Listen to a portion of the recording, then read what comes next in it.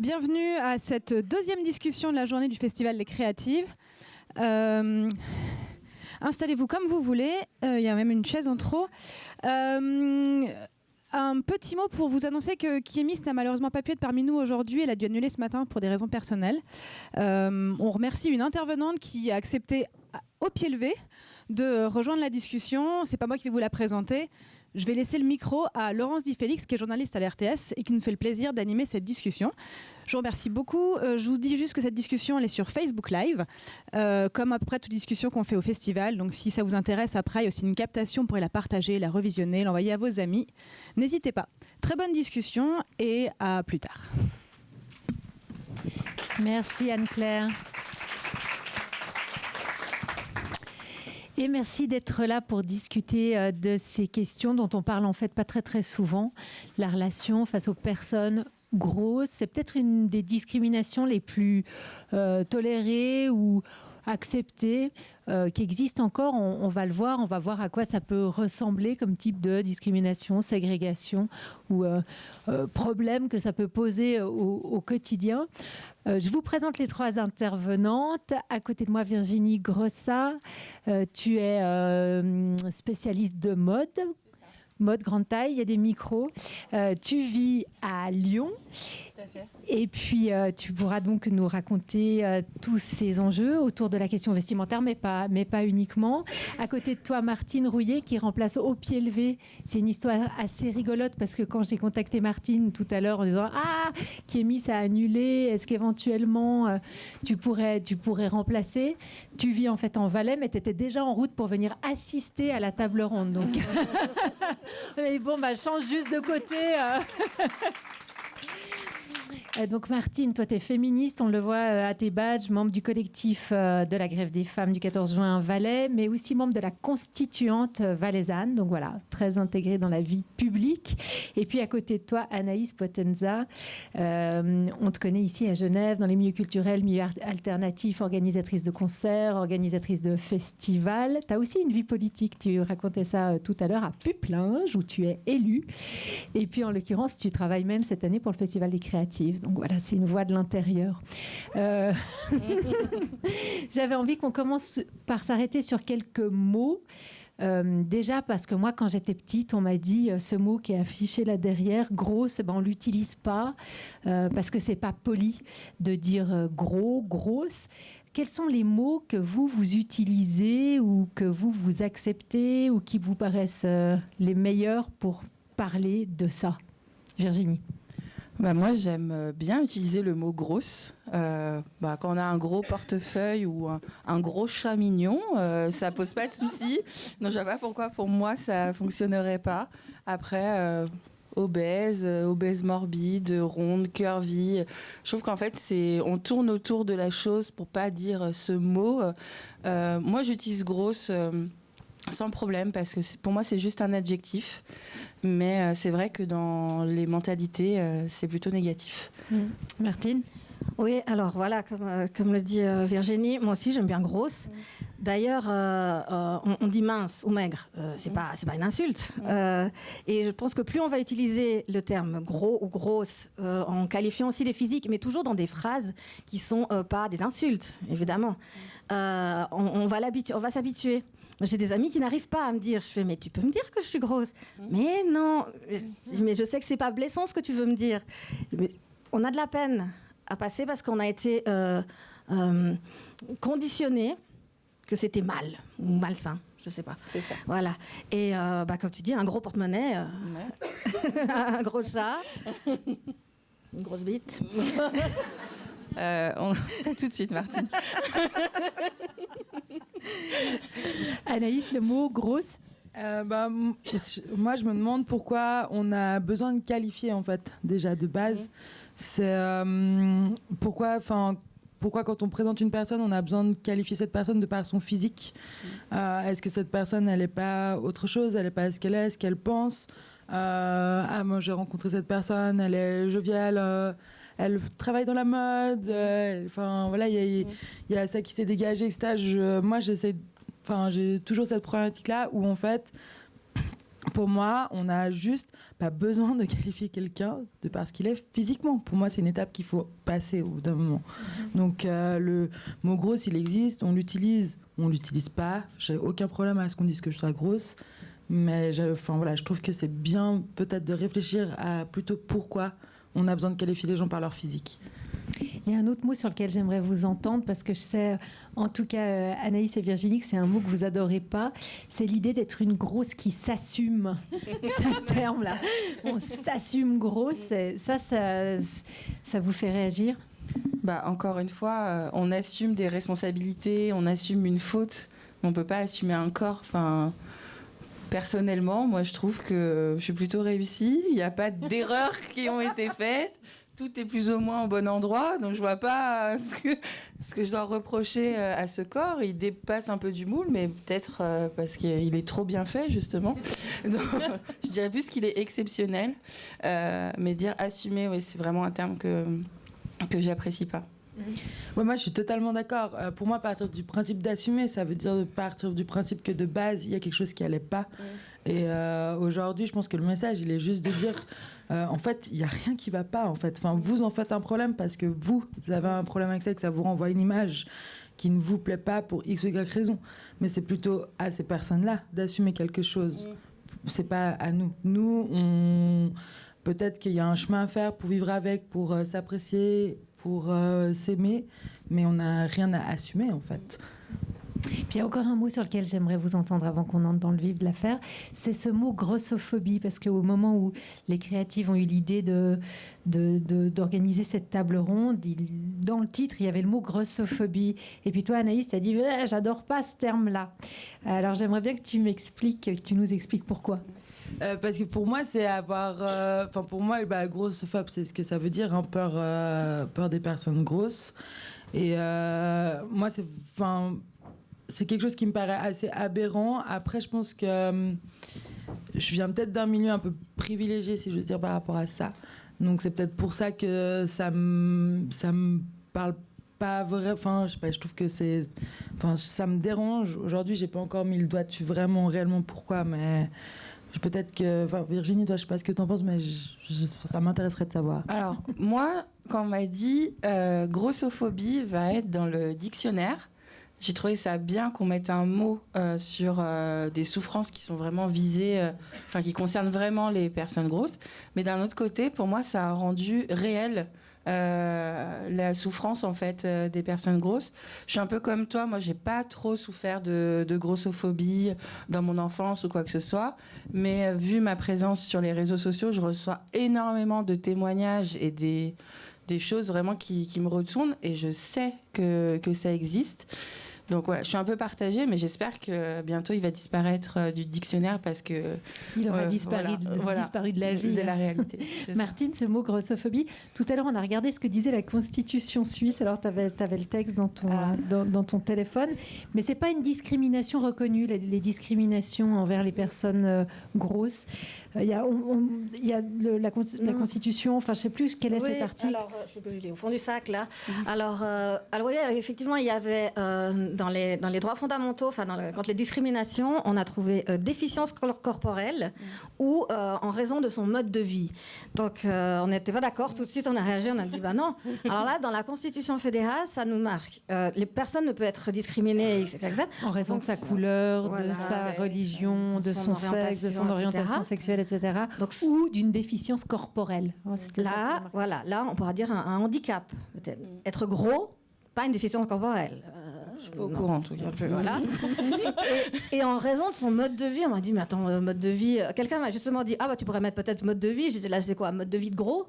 Et on a le même mode de vie que tout le monde. Ouais. Donc, on s'est rendu compte, là, effectivement, qu'il n'y avait peut-être pas cette protection quand c'est discrimination, que... Moi aussi, j'ai pas eu des énormes attaques petites ou comme ça, mais quand le mot a commencé à sortir, j'ai commencé à voir qu'effectivement, j'étais discriminée sur certaines choses, sans m'en rendre compte, et au fur et à mesure, effectivement, on a mis le doigt dessus aussi, ce qui d'un côté était bien quand on ne le savait pas, on ne se rendait pas compte. Mais c'est vrai qu'en fait, on s'habitue aussi à des comportements envers nous, on voit même pas que c'est discriminant, mais si.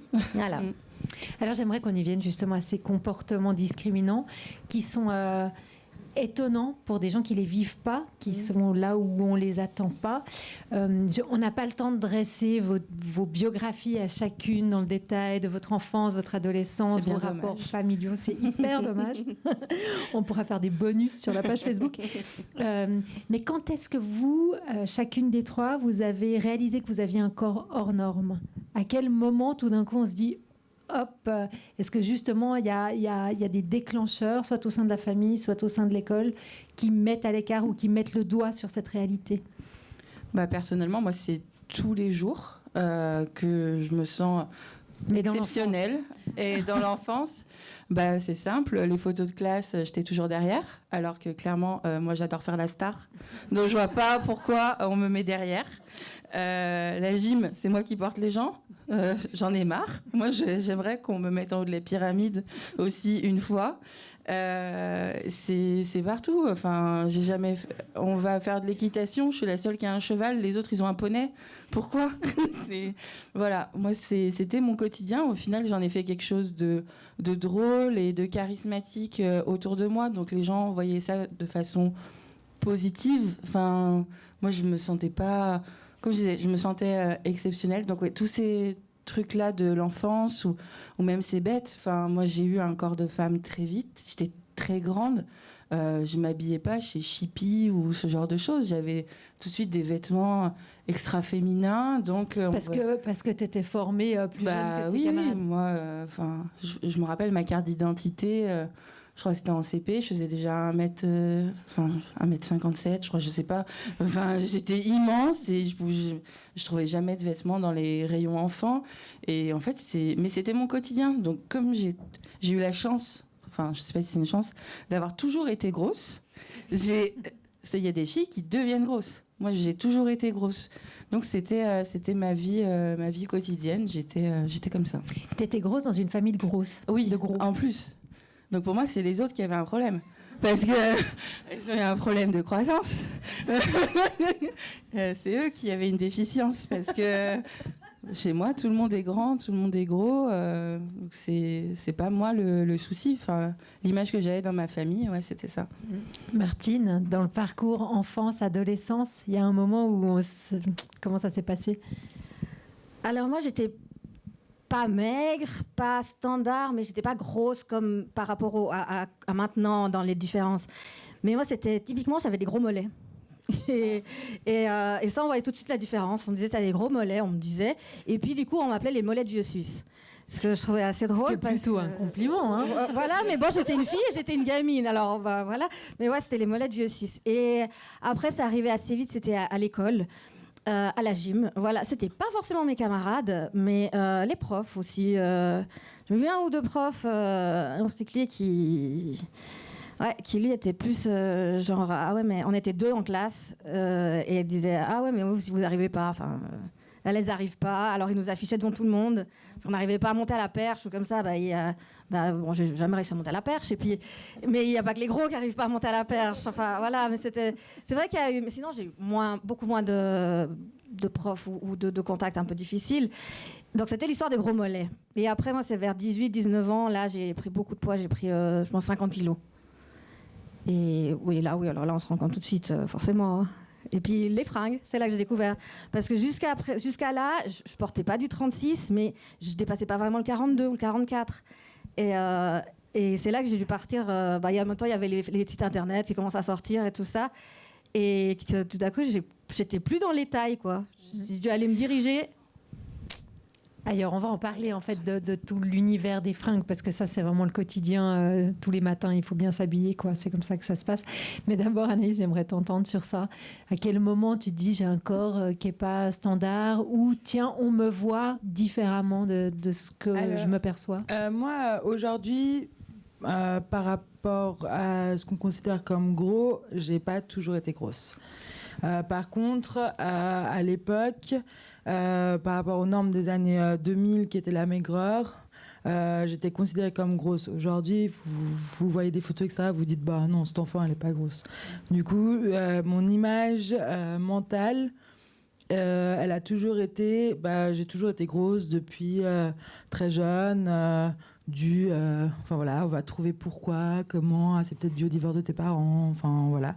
Alors qu'en fait, le poids, réellement, je l'ai pris vers mes 17, 18 ans, en fait, en ayant fait tout ce parcours d'anamnèse et de recherche. Et puis, du coup, je me suis vraiment... Enfin, c'est vraiment, voilà, ça a été un échelonnement de poids. J'ai pris de plus en plus, comme si c'était pour un peu coller aussi à cette image et puis pour me protéger peut-être aussi pour d'autres choses. Mais comment ça s'était passé que tu puisses te sentir grosse, encore plus d'ailleurs si tu l'étais pas? Ça veut dire qu'il y a des gens, il y a eu des regards portés sur ton corps. Ah bah moi j'avais ma... Il y a ma maman dans la salle, hein, j'adore ma maman. J'avais... Big up. J'avais ma... J'avais ma grand-mère à l'époque, c'était la mode dans les années 2000 d'avoir les t-shirts où on voyait le ventre beaucoup. Et voilà, j'avais ma grand-mère qui venait vers moi et qui me tirait le t-shirt en disant faut pas qu'on voie ton ventre. Elle le descendait. Elle le descendait. Okay. Beaucoup d'images comme ça. Mon père aussi qui me disait qu'il y avait énormément de remarques. Enfin, les gens autour de moi, j'ai toujours aussi été très grande et du coup, enfin, physiquement un peu différente. Il y avait une forme de bienveillance, se dire je suis ton père, je suis ta grand-mère, je vais t'aider à être plus adéquate. Si ça peut les aider psychologiquement à penser que oui, tant mieux. Mais non, vraiment pas. Tout à l'heure, Martine, tu me parlais du maillot de bain, essayage du maillot de bain quand tu étais ado et que tu devais aller à Lausanne trouver le maillot de bain qui irait. Ça, c'est aussi un moment, la piscine, où se révèlent des trucs qui par ailleurs se révèlent pas. Oui, alors là, je te racontais cette histoire que, ado, pourtant quand j'y repense maintenant, hein, c'est juste que j'avais des hanches. Mais j'avais 13 ans et j'avais des hanches, enfin, c'est peut-être pour ça. Et avec ma maman, on venait à Lausanne ou à Genève pour se trouver des maillots de bain qui descendent un peu, qui fassent shorty. Enfin, je ne sais pas si vous voyez que c'était dans l'idée, je ne sais pas pourquoi ça allait cacher quelque chose, j'en sais rien. Mais c'était vraiment terrible pour moi. Pourtant, j'adorais l'eau, c'est mon élément, c'est vraiment ce que je préfère et tout. Mais c'était horrible. Et ça, c'est depuis quelques années, grâce à des blogueuses comme Virginie, comme Stéphanie Zwicky, si vous la connaissez, et tout un groupe de blogueuses qu'il y a là autour, qui s'affichent sur les réseaux sociaux en maillot de bain. Et ça fait un bien. Je ne m'étais jamais rendu compte à quel point les modèles sont importants. Et quand on a effectivement les modèles pour tout, pour les modèles de femmes grosses, les modèles de femmes petites ou des modèles de femmes handicapées ou autres, sont tellement importants parce que je pense que maintenant, j'irais même plus me baigner si j'avais continué. Mais grâce à ces femmes-là qui s'affichent, et alors vous en recevez, hein, quand elles s'affichent en plus en maillot de bain, mais moi, non. Et puis je veux des jolis maillots de bain. Parce que voilà, hein, je veux des jolis maillots de bain. Je veux changer quand je vais en vacances au bord de la mer. J'ai plusieurs maillots. Alors chez nous, ça prend plus de place dans la valise. Ouais, ça reste assez peu de place, les maillots de bain. Oh, t'as jamais vu des grandes tailles? T'as jamais vu des culottes en 54? Ça peut prendre vite. Non, mais ouais. Et ça, c'est grâce à la visibilisation et à la diversité. Alors, parlons des grandes tailles. Si vous êtes d'accord, Virginie, j'aimerais te donner la parole parce que toi, tu as fait des études de mode. Oui. Et donc, tu t'es retrouvée confrontée à ce qu'est le standard de la mode. Il faut que tu t'avances, paraît-il, parce que tu as une lettre sur le front qui est projetée. Voilà, c'est un E et un S. Et pour vous voyez, photos... quand on est grande, on a ce genre de problème. Du coup, pas body positive. on avance tous. Sinon, vous n'aurez pas les photos qu'il faut. En fait. Sinon, on aura des lettres collées sur le front. Là, elle est juste collée contre tes cheveux. C'est bon? Là, je crois que tu es parfaite. Merci. Donc, par rapport à cette question de la mode, déjà, si tu as choisi des études dans la mode, c'est spécifiquement parce qu'il y avait une espèce de carence dans la mode pour des corps comme le tien? Est-ce que c'est ça le moteur du truc? Pas vraiment. Pour moi, la mode, à la base, c'est universel. Donc je voyais pas pourquoi moi je pourrais pas avoir accès à la mode. Comme je disais, dans ma famille, on était tous grands et gros, mais en fait les femmes de ma famille, elles contournaient le système. Elles achetaient des patrons, elles faisaient leurs vêtements, etc. Donc moi je voyais pas en fait qu'il y avait pas de mode pour les gros. Après, forcément, en grandissant et assez rapidement, à partir de mes 12 ans, vu que j'étais vraiment très avancée, je me suis rendu compte qu'il n'y avait pas de vêtements pour moi. J'étais obligée de m'habiller chez des femmes des vêtements qui étaient très sexy pour mon âge déjà. Et c'était vraiment une passion pour la mode, donc c'est pour ça que je l'ai fait. Et quand j'arrive en école de mode, on apprend le modélisme. On découpe des patrons et on m'explique que ça doit rentrer sur 1 mètre. Mais... Un mètre de tissu. Oui, sauf que moi, mon tour de hanche, il fait 1m80. Comment on rentre? Ça veut dire qu'il faut mettre deux pans de tissu. Et en fait, en école de mode, on n'apprend pas à faire des vêtements pour les grosses. On apprend jusqu'à la taille 40-42, mais dès que ça dépasse... Française en plus. Française, oui. Il faut décaler de 2 si on a les modes suisses en tête. Et en fait, il n'y a pas ça. Et pareil, donc j'ai fait un bachelor dans marketing de la mode, donc j'avais quand même du stylisme et du modélisme.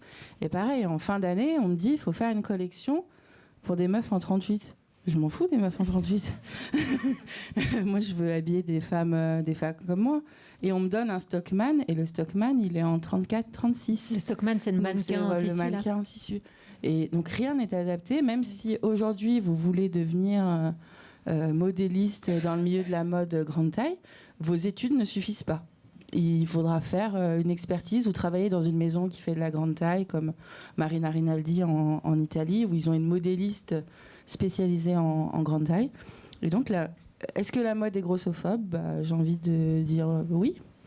Parce que ça nécessiterait vraiment de penser le vêtement autrement. On ne peut pas juste agrandir le vêtement taille 34 on peut pas seulement agrandir. Après, normalement, dans les tailles standards, quand vous passez d'un 34 à un 36, vous rajoutez seulement 2 cm de chaque côté.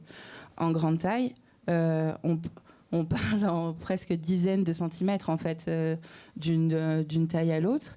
Et quand vous avez un corps standard, vous avez des hanches, des fesses, etc. Mais vous n'avez pas des différences de dizaines de centimètres.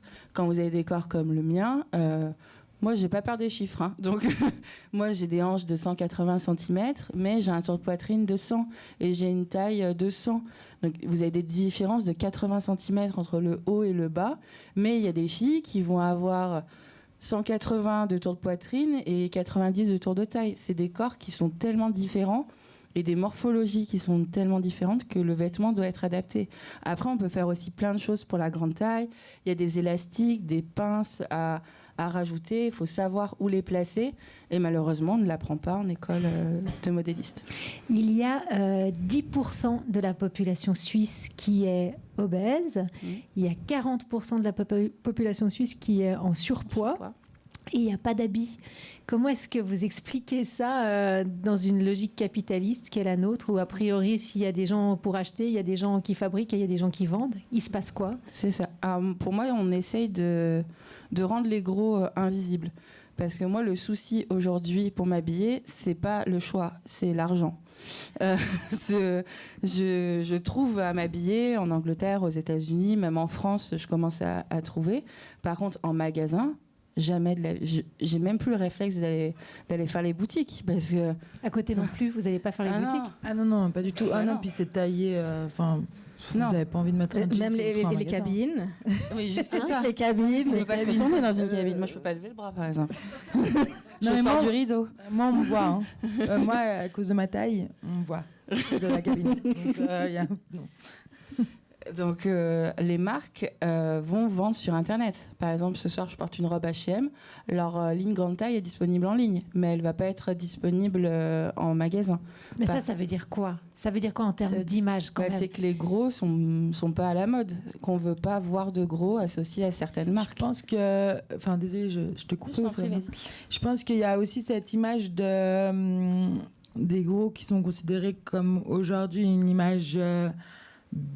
il y a des gens malheureusement qui associent ça à une maladie, et je pense que typiquement ça fait que, comme elle disait, il y a un peu cette invisibilité où en fait montrer ça, c'est montrer c'est montrer quoi, qu'est-ce que ça touche chez les gens, qu'est-ce que ça leur rappelle, etc. Et je pense qu'il y a vraiment un problème avec ça, d'associer aujourd'hui les personnes grosses, obèses, peu importe comment vous appelez, avec un problème de santé. Mais si des marques fabriquent des vêtements grande taille et ne les vendent pas dans leur propre boutique, ça signifie qu'elles ont peur d'être assimilées à ce public spécifique. Mais il y a des, tu me diras si je me trompe, mais il y a des boutiques comme ASOS, Primark qui les vendent dans leur propre boutique.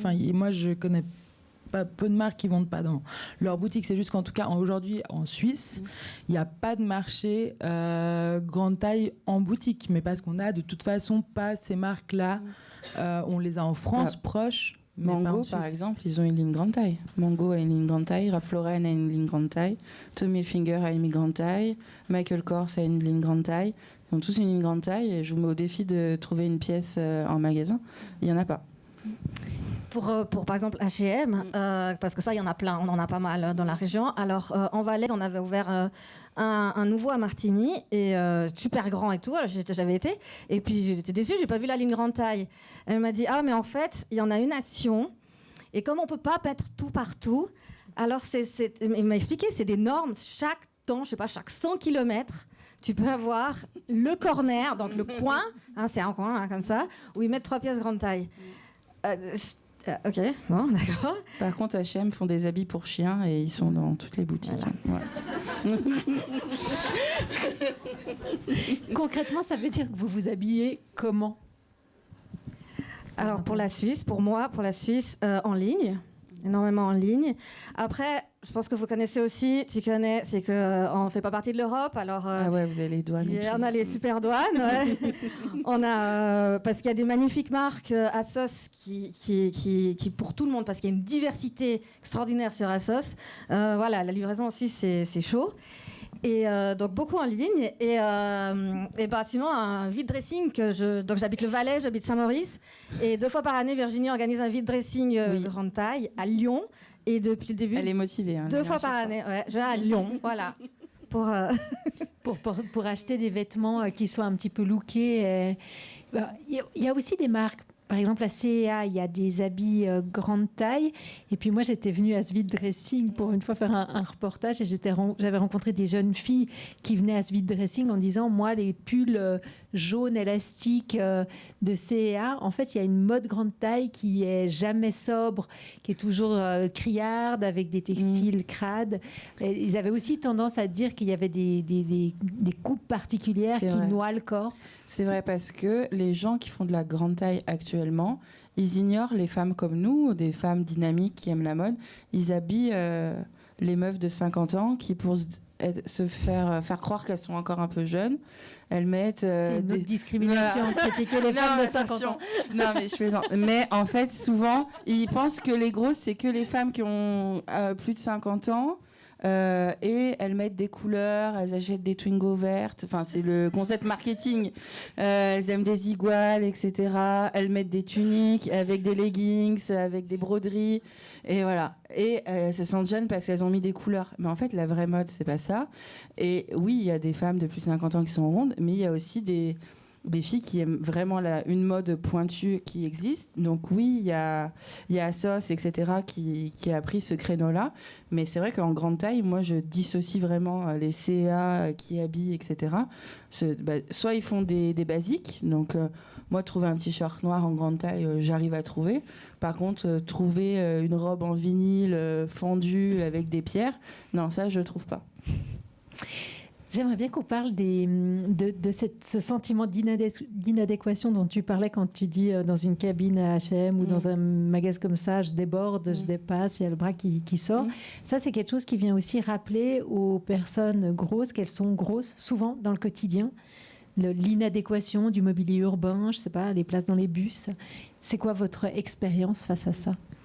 Moi, oui, il y a les cabines d'essayage, il y a les ceintures dans la voiture.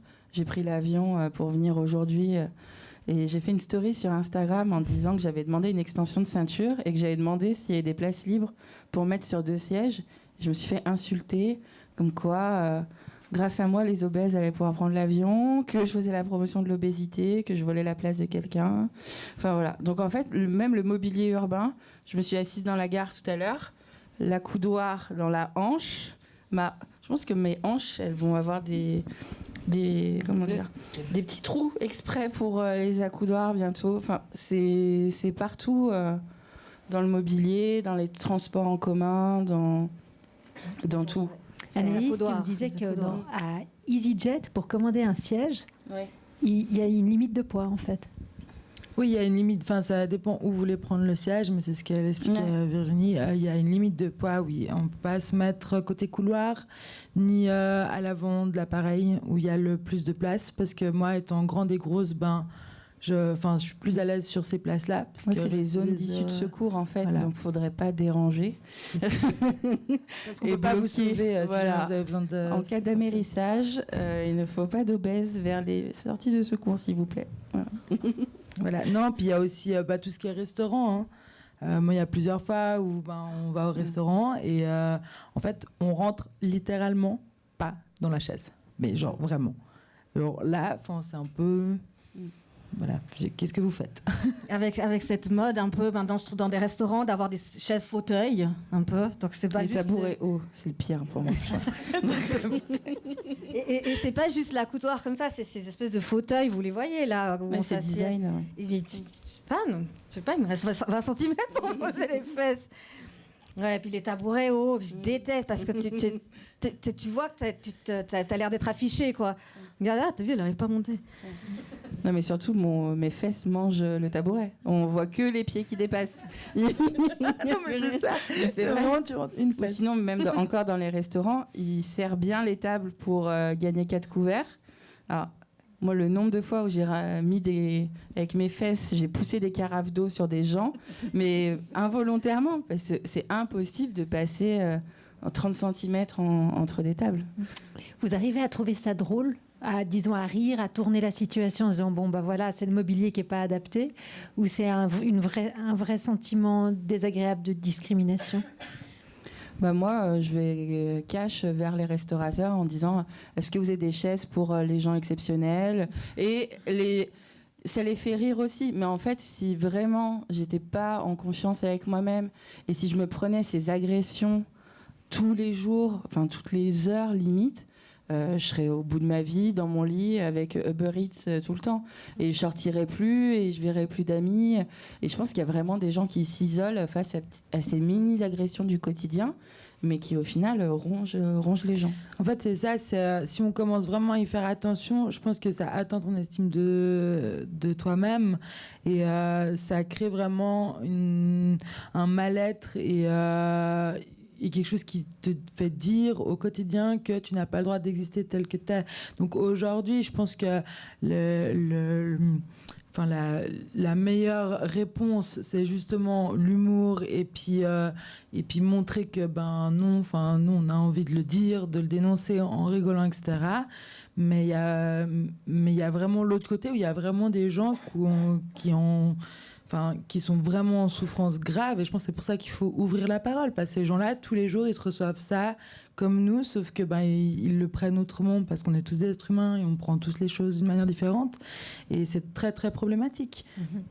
Et en le prenant à la rigolade, est-ce qu'on ne renforce pas aussi le stéréotype du gros marrant, parce qu'il y a ça assez fort, l'idée que vous êtes mince et pas drôle.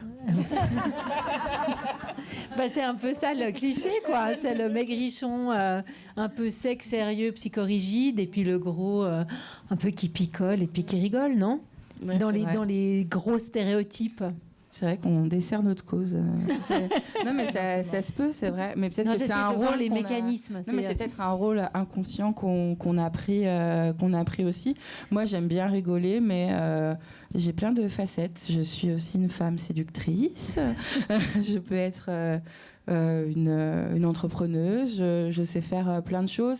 Et c'est ça aussi qu'on devrait montrer éventuellement dans les médias ou même à la télé. C'est vrai qu'à chaque fois qu'on voit une personne grosse dans un film, c'est la bonne copine, la grosse célibataire.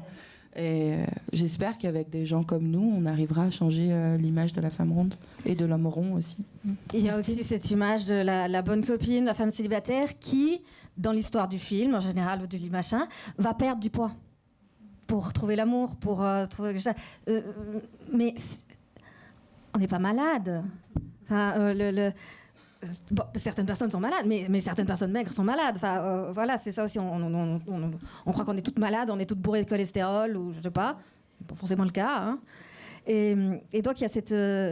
ça tend toujours vers quand il y a de temps en temps un personnage gros, Il y en a assez peu, hein. Dans les fictions, il y a assez peu. Dans le cinéma, il y a assez peu de personnes. Alors, la bon vivant, on peut prendre des exemples d'hommes qu'on connaît, je ne veux pas le citer, je ne l'aime pas trop. Bon vivant, qui boit de l'alcool, qui mange des bonnes bouffes, épicurien, mais après, tu t'enfermes dans des trucs, alors bon, la bonne copine. Hein. Non, puis je pense que, pour l'histoire juste du personnage, grosse et marrante, on rigole pas parce qu'on est grosse, on rigole parce qu'on rigole. Je veux dire, il y a un moment donné où il faut aussi, cette manière de présenter les choses, pour moi, il faut un peu juste la péter, en fait. Je ferais 50 kilos de moins que je rigolerais aussi. Ou que je paraîtrais tout aussi imposante et tout aussi, comme on peut me dire. C'est pas mon poids qui fait ça, je pense. Et ça, c'est important de vraiment faire attention, je pense, à ces façons de dire les choses. C'est d'arrêter juste d'assimiler que notre caractère ou que ce qu'on est là parce qu'on est gros. C'est pas parce qu'on est gros qu'on a ce caractère-là. Peut-être certaines personnes, peut-être d'autres, mais je pense que c'est vraiment une image qu'il faut commencer des schémas qu'il faut commencer à déconstruire, voilà. Martine, tu disais juste tout à l'heure cette histoire de cholestérol, parce que quelqu'un t'a fait la remarque en disant que tu avais du cholestérol alors qu'il n'était pas médecin, il n'avait pas vu ton profil sanguin.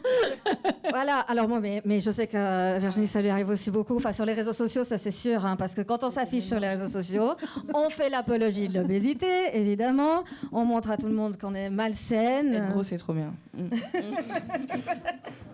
Et voilà, tout ça. Et les gens, c'est impressionnant. Alors là, tous les médecins qui existent. On a des spécialistes des prises de sang sans vous piquer. Ouais. C'est incroyable. En photo Instagram. Vous mettez une photo Instagram et vous avez votre bilan sanguin en direct. Et donc, comme on est grosse, ou gros, j'imagine aussi pour les hommes, on a du cholestérol, de l'hypertension, on mange mal. Tes genoux, oublie pas tes genoux. Les genoux. Ça veut dire quoi, les genoux? Ça veut dire qu'il y a des... En fait, ce que tu dis, c'est qu'il y a des gens, X, Y, lambda, que tu connais pas, qui se permettent de faire des commentaires autour de ton statut pondéral. Voilà. Et toujours, mais pour mon bien. Et sans que tu le demandes. Non, sans que je demande, évidemment, et pour mon bien. Non, mais je dis pas ça pour te faire du mal, c'est pour ton bien. Merci, tu sais, j'ai déjà un médecin. Et moi, d'autant plus, moi, j'ai un problème de genou que j'ai eu suite à une agression. Ça fait bientôt 10 ans. Et c'est pas toujours facile d'en parler parce que, étant grosse et avoir un problème de genou, c'est parce que je suis grosse. et non. Le problème de genou serait pas si tu serais grosse. Voilà. Oui, les articulations, tu vois, ça ramasse, les articulations, c'est difficile, etc. Non, moi j'ai eu parce que je me suis fait agresser. Et parce que j'étais une femme, je me suis fait agresser. J'en profite, on est au créatif. Je le dis. Pas parce que j'étais grosse, mais parce que j'étais une femme. Mais j'ai un médecin traitant qui est extraordinaire, qui me suit depuis tout le temps, donc avec lui ça va bien. Mais j'ai eu des spécialistes. Mais bon, là pour l'instant, on peut rien faire pour votre genou, mais il faudrait que vous perdiez du poids. Mais je peux pas. Non, mais il faudrait perdre du poids. Oui, d'accord. J'ai été voir une rhumatologue pour faire des séances de physio par après. Je lui disais que j'avais un souci quand j'étais angoissée. Il m'arrivait de manger la nuit. Elle m'a dit, prenez des somnifères. Non, mais c'est vrai que c'est très grave. Moi, j'ai eu une expérience comme ça aussi en décembre passé où j'ai arrêté il y a 2 ans ma contraception. Donc, ce qui fait que vos ovaires se remettent en route. Ça a fait des ovaires à tendance polykystique. J'ai un des kystes qui a pété. J'ai été chez mon gynécologue, donc c'est des douleurs horribles pour celles qui savent. Et mon gynéco déjà pouvait pas voir mon ovaire parce qu'il disait oui, mais vous êtes en surpoids, on peut pas regarder. Mais j'ai vu l'autre, c'est pas grave. Je lui dis non, mais j'ai mal. Ouais, mais j'ai vu l'autre, c'est pas grave. Mais l'autre, il est pas pareil que celui-là. Donc, voilà, c'était comme ça. J'ai dû aller voir quelqu'un d'autre et du coup, en fait, ça avait pété. Et puis, on m'a dit, oui, mais la solution pour des ovaires à tendance polycystique, c'est perdre du poids. Et je dis, mais en fait, il y a des femmes qui sont pas en surpoids, qui ont des ovaires à tendance polycystique. Il y a peut-être d'autres solutions. Non, mais il faut perdre du poids. C'est une des premières causes, etc. Donc c'est vraiment, on va pas aller chercher plus loin. Et c'est toujours comme ça. Vous arrivez devant un médecin, peu importe quel médecin, la première chose qu'il vous dit, c'est et pour votre poids, vous allez faire quoi? Vous mettez des choses en place ou pas? Voilà. Non, mais c'est ça. Ça, c'est vraiment Virginie, c'est aussi quelque chose. Après, moi, j'essaye de m'entourer de spécialistes de bons spécialistes. Mais c'est vrai que moi, j'ai eu une expérience aussi avec une gynéco, mais la première, quand j'étais super jeune, et clairement, elle me tapait sur le ventre. Je vois rien. J'étais là, on se sentait trop mal. Déjà, t'es à poil devant quelqu'un que tu connais pas. Et si en plus, elle te tape sur le bidou, non mais c'était traumatisant. Et après, quand j'ai parlé autour de moi, personne se faisait taper sur le ventre. Et donc c'est pour ça que j'ai changé. Et les vrais médecins ne font pas ça. Après, moi, je suis assez cash, donc je mets le tableau, on m'en parle pas, etc. Mais moi, personnellement, je suis en très très bonne santé. Mon poids me met pas mal. Il y a des gens qui ont des maladies liées au surpoids, mais aussi des gens minces qui ont des maladies. Et les réflexions qu'on se prend tout le temps, moi, je vais pas voir les motards en leur disant tu vas glisser sur la route et tu vas mourir. C'est ça. Voilà, c'est... Et voilà, c'est pour ton bien, ouais. Je vais pas voir les fumeurs, juste parce qu'en fait, le gras, c'est visible. Donc, les gens se sentent investis d'une mission comme si j'avais pas remarqué. Ah, merci. Heureusement que tu me le dis, j'avais pas vu. Ça veut aussi dire qu'il y a une pression à l'amaigrissement global de la société et des médecins qui vraiment sont obsédés par cette idée.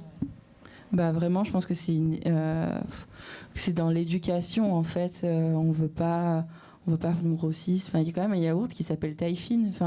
Je sais pas comment dire. Il y a pas de yaourt qui s'appelle gros fine ou je sais pas, ou des trucs.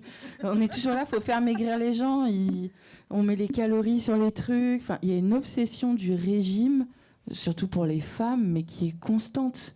Alors que je comprends pas, en fait. On se met une pression, on se rend malade et on devient obsédé par ça. Il y a des filles qui pensent... il y a une fille là, qui m'écrivait il n'y a pas longtemps. Elle est sortie d'un magasin sans rien acheter et elle se sentait mal. Elle s'est dit les gens vont penser que je ne rentrais pas dans les vêtements, donc que j'ai rien acheté. Donc, je dis, oh là là, mais ils s'en foutent en fait. Et ils ne pensent pas à ça. Et en fait, il y a une obsession autour du corps et du régime. Ouais. Magasin, moi j'ai entendu dans le cadre justement d'un tournage d'une émission autour de la grossophobie, des gens me dire que dans les magasins d'alimentation, ils se sentaient gênés à acheter des trucs caloriques ou gras parce que d'autres clients du magasin se permettaient de faire des commentaires sur leur panier de courses en fait. Ah ouais. C'est vrai que quand je m'achète des chips, comme tout le monde d'ailleurs, ou que je m'achète des chocolats ou comme ça et que je passe à la caisse, puis ce jour-là en plus j'ai acheté que des chips et du chocolat parce que j'ai mes règles et j'ai envie de me manger du gras et du sucré, et je me sens mal à la caisse et ça m'énerve contre moi-même parce que je suis là mais arrête de te sentir mal à cause de ça, mais voilà, et j'ai envie de dire non mais vous savez je mange aussi des légumes. Et que je te disais avant, de temps en temps, si j'ai envie d'aller me faire un McDo, je fais le McDrive. Parce que j'ai pas envie qu'on me voie dans le McDo, parce que je vais me sentir soit avoir me justifier en me disant non mais je mange pas des McDo tous les jours, et quand bien même. Soit t'as vu la grosse, elle s'empiffe de McDo, alors faut pas s'étonner après. Du coup je préfère même pas me mettre dans ces situations, donc j'utilise le McDrive. Et puis sinon, on essaie de... Je sais pas, j'essaie de... Mais quand tu parlais des calories sur l'alimentation et tout ça, c'est un côté peut-être un peu plus militant que je vais ressortir, mais on nous met tellement de sucre caché, de graisses hydrogénées qui sont malades pour tout le monde, qui sont mauvaises pour tout le monde, dans des choses qui sont même pas forcément gras ou très caloriques, que ça aussi, ça nous perturbe le métabolisme, et des personnes qui ont un métabolisme peut-être plus sensible, comme nous, je sais pas, à certains produits, fait qu'on va mal gérer, le corps va mal gérer. Mais ça, je pense que ça vient aussi, un gros problème qui vient de l'industrie agroalimentaire. Ça, c'est peut-être un autre sujet encore, mais je pense qu'il y a quelque chose aussi là. Anaïs. Ouais, en fait, je pense que le fait d'être grosse, donc que ça soit visible entre guillemets, ça fait que tout le monde a l'impression d'avoir son mot à dire sur quelque chose. Donc, vous allez dans des groupes, dans un bureau. Mais en fait, tu manges pas beaucoup. Ou voilà. Mais tu vas manger tout ça. Voilà, c'est toujours des réflexions comme ça au quotidien. Ça peut même être des gens proches qui. Mais ça a une influence sur ce que tu choisis de manger. Moi ? Ouais. Alors, pas du tout. Hein. Genre, je me suis... enfin, pas du tout. Je me suis fait un Big Mac avant, ne vous inquiétez pas. Non, mais non, c'est juste que c'est vraiment... Enfin, c'est comme si il y avait quelque chose où les gens se permettaient de juger et de dire tout le temps. Puis c'est très profond. Moi, je suis quelqu'un qui mange, par exemple, pas, une fois par jour. Par exemple, ça va être très perturbant pour les gens. C'est comme s'il n'y avait pas d'explication ou comme si c'était pas logique. Mais en fait, il y a une seule base. La base, c'est que ça les regarde pas. Puis qu'en fait, ils ont qu'à se mêler de ce qui le regarde, en fait, point barre. Donc, mais c'est juste que ça, c'est quotidiennement, tout le temps. Et pour moi, ça s'apparente vraiment à cette discrimination dont on parlait. Et si je peux ajouter, en plus, je pense que quand tu manges un repas normal toute seule chez toi, ou si tu manges un repas en culpabilisant, en stress et avec en disant ils vont penser ça de moi, je suis sûre que le repas culpabilisant est plus néfaste que celui que tu fais sans les regards des autres et sans cette pression en fait. J'aimerais bien parler d'un sujet dont on n'a pas tellement conscience, mais chaque fois que j'ai discuté avec des filles grosses, c'est quelque chose qui revenait, c'est les relations avec les gars. Et en particulier, Virginie, par exemple, pour toi qui est très présente sur les réseaux sociaux, très suivie sur Instagram, des gens qui hypersexualisent, je ne sais pas comment on pourrait dire, ton corps. Bah, clairement, le corps de la femme ronde est fétichisé. Moi, j'adore mon corps, donc c'est vrai que je le montre sous toutes ses coutures, mais souvent de dos quand même. Et ça crée certaines réactions.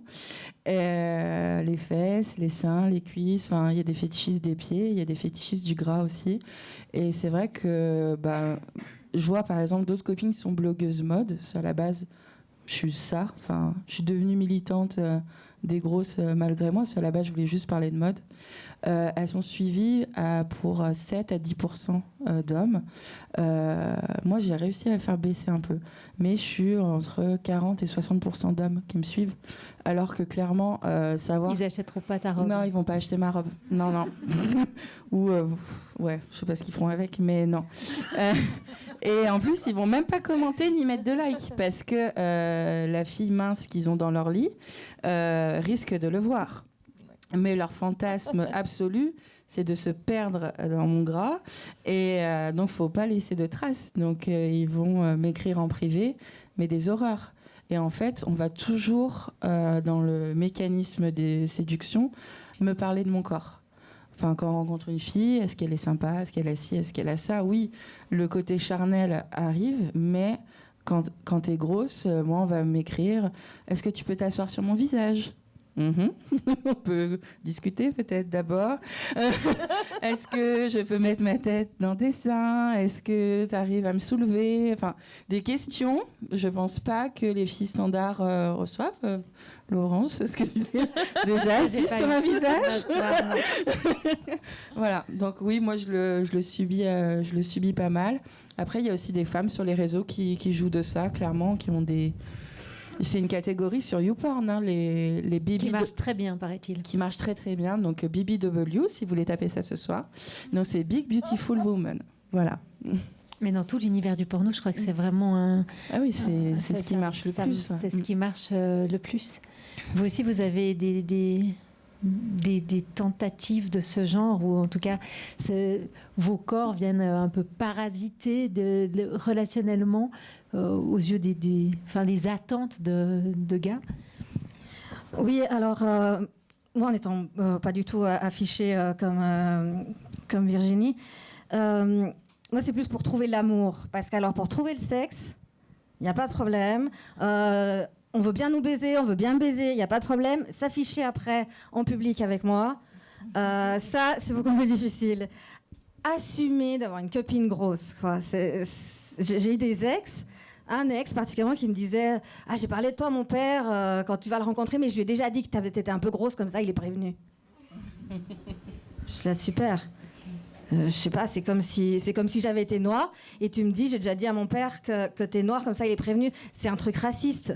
Et là, c'était grossophobe. Voilà, c'était hyper discriminant. Moi, je m'en étais pas rendu compte vraiment sur le moment, mais voilà.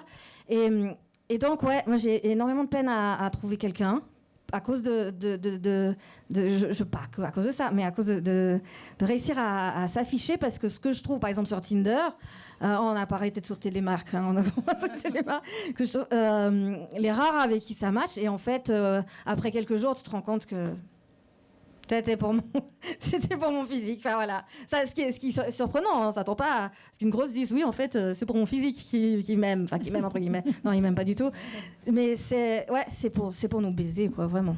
Il y a, je pense que le mot hypersexualisation du corps, il est hyper fort. Ça se ressent énormément. C'est vrai qu'il y a un peu une image de vraiment la femme grosse, un peu libérée comme ça, du coup qui va faire des prouesses sexuellement, qui va offrir quelque chose. Hyper féminine. Parce qu'elle a des formes qui sont connotées aujourd'hui hyper féminines. Et je pense que socialement, il y a aussi des normes qui sont mises pour les hommes, qui est que du coup, ils doivent aimer des femmes avec un certain corps et que donc derrière, c'est pas assumable pour eux d'aimer les femmes avec des corps différents. Et ça se ressent beaucoup. Moi, je l'ai aussi vécu où on a dit non mais on n'aura jamais d'histoire. Toi et moi, j'ai dit à mes potes que j'aimais les femmes rondes. Des choses comme ça très fortes et où en fait ce corps-là, il est très, il y a vraiment cette dissonance un peu entre les deux et c'est assez fort. Ou bien on va dire non mais t'es différente, t'as de la conversation, c'est hyper intéressant de parler avec toi, je trouve très intéressante, puis t'as un joli visage, donc voilà. Donc j'ai un joli, c'est vraiment, c'est ce que je disais à midi, mais c'est vraiment ça. Il y a vraiment une dissonance entre ces deux choses. C'est très problématique. Et puis si justement si on est des personnes qui ont envie de se mettre en couple ou de construire quelque chose, on se retrouve sur cette dissonance où on se dit mais en fait, en qui j'ai confiance, comment j'ai confiance, qu'est-ce que je dois attendre de l'autre ou pas, et c'est hyper compliqué parce qu'en plus de ça, il y a aussi toute la confiance en soi et l'estime de soi qui rentre en compte. Où aujourd'hui, vous êtes devant 3 femmes qui, quand même, sont vraiment bien dans leur vie. On est ancrés. Mais si vous avez des gens qui vivent pas bien certaines choses, qui s'assument pas beaucoup, qui ont tout ça. C'est compliqué d'avoir des relations avec autrui quand en plus on subit ça, parce qu'il y a aussi les blagues, il y a plein de choses, je veux dire. C'est quoi les blagues? Je t'avais dit l'autre, mais il y a des. Moi, on m'a clairement dit dans les yeux, par exemple, j'ai toujours voulu baiser une femme grosse parce qu'il paraît qu'elle baise comme si c'était la dernière fois. Ouais, j'allais rajouter. Il y a une rumeur. Hyper violent. Que les grosses ne baisent. Comme si c'était la dernière fois. En fait, les grosses ne baisent jamais, vu qu'elles ne sont pas désirables. Donc, quand elles ont l'occasion, elles donnent tout. Vraiment. Mais si, c'est quelque chose que j'ai beaucoup entendu. Là, typiquement, on voit encore l'égoïsme de certains hommes, de cette partie d'hommes qui pensent qu'ils sont le seul à aimer les femmes grosses et il va nous faire un cadeau de nous baiser. Donc voilà. Ça, c'est vrai. Ouais. Non, ça sur Tinder, c'est hyper fort. Ouais. C'est très souvent. Non, mais moi, j'adore les femmes grosses. Donc, je t'adore. Ouais, super, quoi. Mais s'il adore les femmes grosses, ça veut dire qu'il aime une... Ouais. Non, je veux dire... Mais ça veut aussi dire qu'il y a une objectivation complète du corps et que c'est pas l'individu, c'est juste le modèle qui vient en fait complètement suppléer l'individu. Complètement, ouais. Il voit plus que des fesses et des seins, il y a plus rien d'autre. Et puis alors attention, après il faut voir, parce qu'il y a la grosse et la grosse. Il y a la grosse qu'on admet. C'est celle qui a des gros seins, des grosses fesses et une taille plus marquée. Et pas de ventre. Parce que le ventre, ça n'existe pas. Voilà. Ça. Parce qu'il y a ça aussi, cette image-là. Ashley Graham. Voilà. Et non. Il y a du bide. Et puis. Et ça aussi, ça marche. C'est peut-être pas forcément dans le sujet de homme et sexe, mais il y a aussi cette différenciation, il y a même de la discrimination dans les... Ouais, c'est ça, il y a une mauvaises grosses. Dans... Ouais, ça, c'est ce dont parle Gabriel Dédier dans son livre. J'ai vu qu'il était en vente en bas. On ne naît pas gros, c'est elle qui est grosse du mauvais côté, c'est-à-dire 2 petites allumettes de jambes et puis ensuite un très gros ventre à la mordillo, comme ça. Voilà, si tu as des petits seins. Voilà, c'est une grosse avec des petits seins, ça n'existe pas. Ouais, c'est une grosse ratée pour. Non, mais c'est vrai, c'est horrible, mais c'est ça. C'est genre, mais en plus t'as des petits seins. Franchement, je suis mal tombée. Oh non, c'est horrible. Non, oui. C'est ballot. Moi, j'aimerais vous entendre. On est au Créative, qui est un festival féminin féministe, surtout féministe. Vous avez l'impression que les hommes gros subissent le même type de remarques, discrimination, ce qu'on a évoqué aussi sur les interventions, les gens qui se permettent de vous faire des commentaires, etc. Les mêmes difficultés au niveau amoureux, au niveau sexuel que ce que vous venez de décrire, ou vous avez l'impression que la situation est très différente? Moi, globalement, je pense que c'est beaucoup moins que... De toute façon, les femmes de base, pas forcément les femmes grosses, ont plus de pression que les hommes. Et je pense que c'est pareil en fait avec les hommes gros. Moi, j'ai travaillé pour un site de vêtements grande taille pour hommes. Déjà, les mecs, dans la globalité, ils en avaient rien à faire de s'habiller. Ils avaient moins cette pression de la tendance, etc. Et quand on voit un mec ventripotent, par exemple, à la télé, c'est souvent un gars du CAC 40, un dirigeant, etc. Ou oui, le blagueur aussi, mais il arrive à avoir un statut d'homme puissant alors qu'on ne le verra pas forcément pour une femme. Ouais, moi je pense qu'aujourd'hui il faut vraiment parler de la femme, de l'expression du corps de la femme, peu importe le poids de toutes ces stigmatisations. Et parce que ça fait des années voilà, que c'est comme ça, et c'est ces schémas-là qu'il faut commencer vraiment à détruire. Et plus tard, si on a le temps, on se penchera sur leur cas. Mais il y a un moment donné où c'est chaque chose en son temps. Et je pense que là, c'est important vraiment de parler de ça. Et par rapport à ça, qu'on doit déconstruire aussi nos façons de voir, de la façon de voir aussi de la société, c'est qu'un homme est protecteur et une femme est protégée. Donc, une femme est petite et fine, et un homme, ma foi, s'il est grand et fort, gros, voilà, en même temps, ça fait partie de son rôle. Et on revient encore toujours au rôle de la femme, que la société nous impose. Comme déjà, voilà, tu veux gravir les échelons, tu vas aller au 440, tu veux machin, déjà, t'es femme. Bon, t'es blanche, ça va. Enfin, pour moi, voilà. Au moins, un truc. Mais tu vois, c'est déjà on est femme, quoi. On a déjà... Et puis si t'es grosse et que t'as du fort caractère, t'es... grimpe toujours. C'est ça, c'est que le surpoids des hommes au-delà de 50 ans, blancs avec une cravate, ce sera plutôt signe de sérieux, de réussite. Chez les femmes, c'est pas le cas. Surtout s'il a une femme jeune et maigre. Tout à l'heure, tu mentionnais, Virginie, ce témoignage que tu as reçu d'une personne. Je voulais savoir si, c'est un peu dans l'idée du terme grossophobie, on parle d'homophobie en sachant qu'il y a une communauté homo, gay. Est-ce qu'il y a une communauté grosse? Pour moi, clairement, il y a une communauté grosse. J'ai connu Martine... Si j'étais pas grosse, j'aurais pas connu Martine, donc je pense que oui. Moi, j'organise des événements où il y a que des grosses, désolée, et j'utilise les maigres en bénévole. Vous voyez quand même. Je retourne le système. En fait, c'est pas vrai parce que dans tes vides dressing, il y a des accessoires. Oui. Tu peux acheter des boucles d'oreilles. Voilà, si quand même. Donc, tu peux me redonner la question, s'il te plaît? C'était quoi? Non, je voulais savoir s'il y avait communauté, parce que j'ai eu des fois l'impression que quand il y a deux grosses dans une classe, elles ont tendance à se fuir, par exemple. Ouais. Pas envie de faire groupe ou d'être assimilées à l'autre, ou ça passe par des mécanismes de gêne, en tout cas à l'adolescence. Enfin, est-ce qu'il y a un sentiment de communauté ou de sororité qui existe ou pas? Moi, je pense que oui, surtout que les réseaux sociaux, ça nous rapproche beaucoup et on voit des femmes qui nous ressemblent. Après, c'est vrai, moi, j'ai vécu à la campagne. Moi, j'étais la seule grosse de mon école, donc je voyais pas d'autres filles comme moi. Là, j'étais à Liverpool ce week-end pour un festival qui s'appelle le Curve Fashion Festival, où il y avait que des grosses. Vraiment, c'était un festival de mode grande taille. Et on se connaît toutes sur les réseaux, comme si c'était des copines que je vois tous les jours, alors qu'on habite aux quatre coins du monde.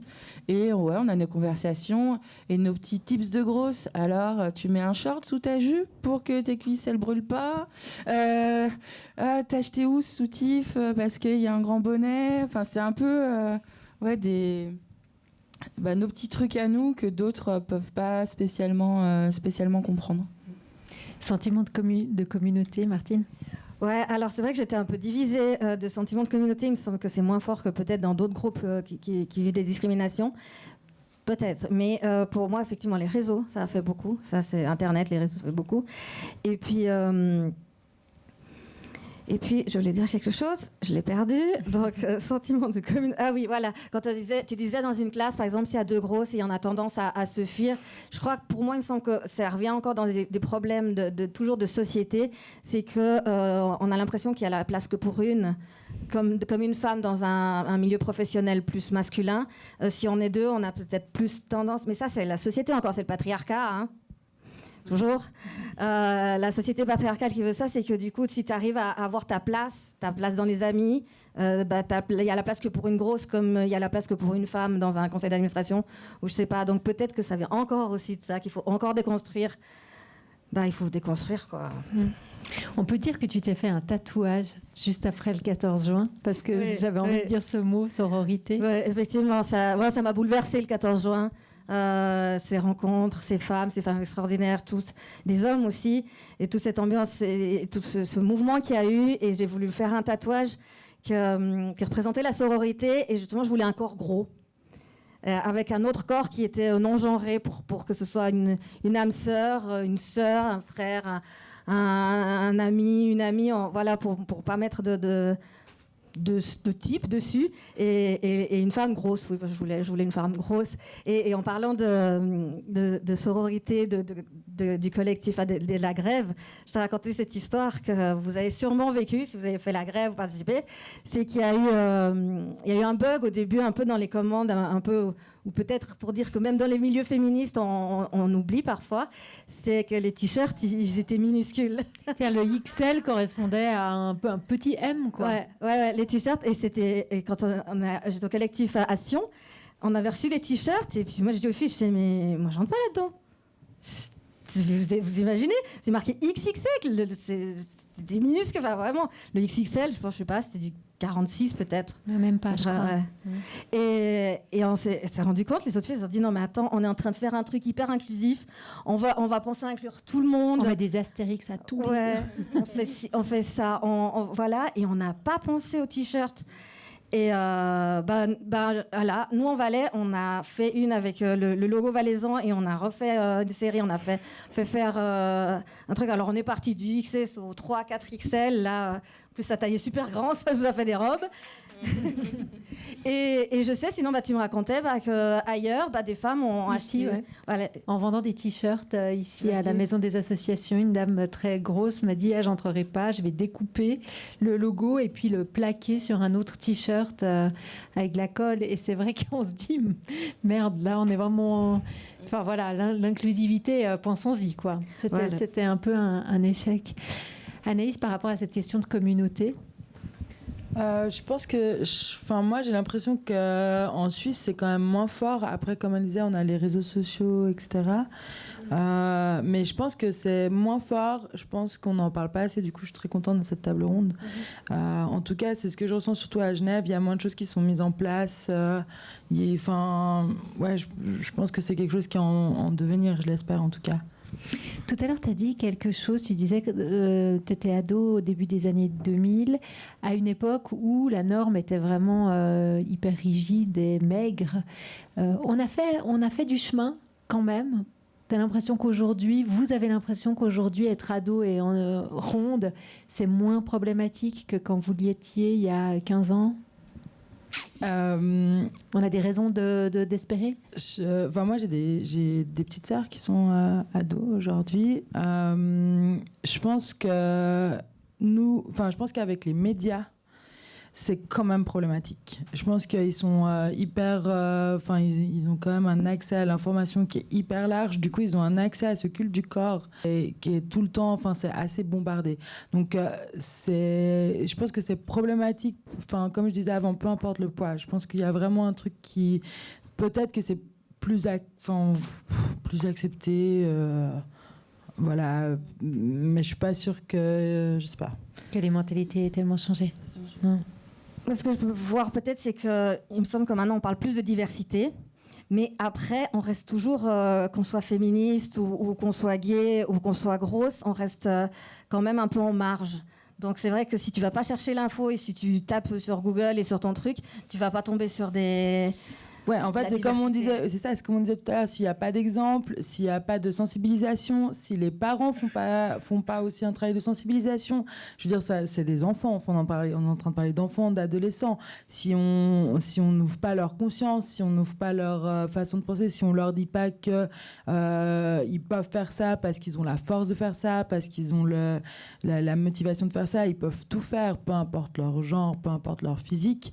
Ça, c'est un boulot de tout chacune et c'est pas, enfin voilà, c'est une conscientisation à avoir de tout le monde, et ça, je pense que c'est encore quelque chose qu'il faut encore retravailler, rebalancer, enfin redire. Moi, j'ai entendu il n'y a pas très longtemps l'histoire d'une maîtresse dans une cour d'école qui a demandé à une petite fille de ne pas manger son goûter parce qu'elle était déjà trop grosse en primaire, et c'était il y a 4-5 ans, à Genève, au centre-ville. Donc, Mais en 2019. ouais, non, c'était en 2013, je crois. En 2013, 14. Tu m'avais parlé de l'histoire d'un leggings aussi une fois. Il n'y avait pas eu un truc comme ça? Je sais pas. D'une petite fille qui avait un leggings ou un short. Ah oui, alors ça, c'est peut-être une question. Oui, Ouais. c'était d'ailleurs dans la Ouais. même école. Ah, c'est la Et- même. Non, ou une petite fille, ou deux filles. C'est très égocentré, mais c'est dans la classe de ma fille cadette qui elle, était une petite allumette. Une fille est arrivée avec le même short que celui que portait le même jour ma fille.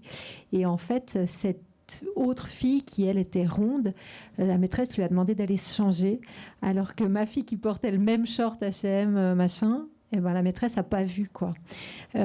Simplement parce que dans un cas, on sexualise le corps. Elles avaient 10 ans, c'était en 8e, elles avaient 10-11 ans. Et le corps rond était déjà plus formé, communiquait quelque chose que le corps pas rond communiquait pas. Et puis cette maîtresse s'est sentie autorisée à voilà. Moi, ça réellement, c'est quelque chose que je trouve très révoltant. Et je reviens sur le terme qu'il a utilisé, communiquer quelque chose. Ça ne communique rien. C'est l'adulte en face qui projette. dit que ça communique. Ouais, c'est clair. Et qui sexualise quelque chose qui n'est pas à sexualiser, et que l'enfant ne sexualisera pas et ne sexualisera jamais, peu importe qu'on soit 20 ans en arrière ou 20 ans plus tard. Enfin, genre vraiment, c'est... donc c'est ce que je reviens en fait de vraiment qu'il faut conscientiser ça. Il faut commencer vraiment à chacune vraiment faire un travail sur soi-même et se rendre compte de ce qu'on inflige et de ce qu'on est en train de dire en ayant des actes comme ça. Pour moi, c'est très très grave. Cette enfant, elle s'en souviendra, et elle s'en souviendra dans 50 ans. C'est vraiment, nous, mais comme on vous a dit avant, c'est des phrases, on vous a donné des anecdotes, c'est des choses comme ça qu'on vous dit. Mais ces choses-là, on s'en rappelle depuis des années et on les a encore. Donc ça a un impact tellement fort qu'il est vraiment, c'est grave, vraiment. Qu'est-ce qu'on peut faire à chacune, je vous donne encore la parole avant de passer aux questions du public. La piste, ce serait quoi? Les pistes pour améliorer justement cette prise de conscience? Moi, je fais avec mes petits moyens, donc je me montre. Voilà. Je me dis qu'il faut pas être invisible, et peut-être que, je sais pas, à force de voir du gras, des capitons, de la fesse qui remue, ça va peut-être éduquer l'œil. On fait un petit bout de check ou pas? On twerk ou pas? À la fin. On l'a dit à la fin. Mais je me dis, ça va peut-être éduquer l'œil, l'esprit, et peut-être qu'à force de voir tout ça, les gens ils vont arrêter. Moi, c'est le seul moyen que j'ai à m'apporter pour le faire, m'exprimer sur les réseaux sociaux. Et voilà, quand je reçois un message méchant, je vais répondre en disant peut-être que sur 1000 réponses, il y en a un qui va changer d'avis. Donc c'est un combat long, et je pense que... Ça veut dire qu'il y a des messages méchants? Ah oui, moi j'en reçois énormément. J'ai même une plainte en cours avec une avocate. Les gens ont fait des montages de moi en lingerie. Ils ont remplacé mes cuisses par de la viande à kebab. Alors je suis désolée, c'est quand même terrible. Donc j'ai dû porter plainte pour ça et plein d'autres choses. Et c'est pas normal. Mais je pense avoir les épaules et la force pour affronter tout ça, peut-être pour d'autres femmes, pour les femmes qui m'écrivent tous les jours. Elles m'ont vue en maillot de bain, et ça faisait 15 ans qu'elles n'étaient pas allées à la plage, je crois. Donc j'espère que voilà, ces petits gestes, au final, être juste grosse en robe sur Instagram, en soi, c'est pas incroyable, mais ça peut avoir une portée pour d'autres. Martine, qu'est-ce qu'on peut alors, faire? je vais profiter que tu es là. D'ailleurs, tu as fait déjà un super travail quand tu étais venue au V-Dressing. La visibilité dans les médias. Ouais. Ça, je pense que c'est toujours, pour beaucoup de choses, hein, c'est toujours la visibilité pour avoir vraiment une diversité. Comme en tant que féministe, la parité, les invités femmes, les invités hommes. On sait aussi ce que c'est. On se rend compte de l'importance des modèles, donc d'avoir une visibilité. De déstigmatiser, déconstruire toujours les mêmes images, voilà, exactement, c'est ça.